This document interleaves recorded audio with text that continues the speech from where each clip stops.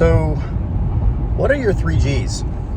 I call it three G's. I call it the three gratitudes. Every day here in 2023, I have built in a ritual, a routine, and that is end of the day / early the next morning to reflect on the day and say, what were my three G's? What are the three gratitudes I have?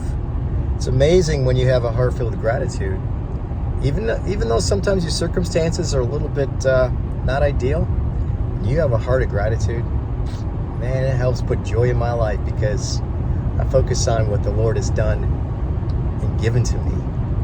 One of those three G's I had from yesterday was got to speak to adolescents, which is, of course, my jam, and I got to speak to students up at Cool Spring Baptist.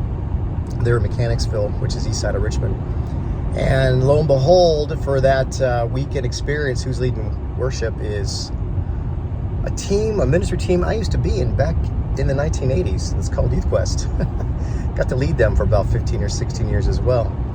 So it's so funny just meeting them. They had no idea who I was, and I didn't know them, but we're one team in Jesus. And it was so cool. It was so cool just hanging out with them and talking with them afterwards, and them asking me like a million questions, like, what was it like back in the day? And it was just kind of cool. So anyway, that was one of my big G's, was getting to speak, sure, that Jesus is King.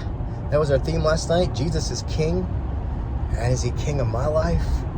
With teenagers and seeing them kind of get the aha moment, but then also getting to chill with some really cool college students, which of course will always be a special place on my heart. So that's two. The third, I got to spend time with my grandbabies last night. Got to spend the night with Jenna and Brian, and just watching that little baby girl of mine. She's 13 months old now, and she, for the first time, walked through her G-pop. Don't that melt your heart? It does me. What are you thankful for? What are your three G's?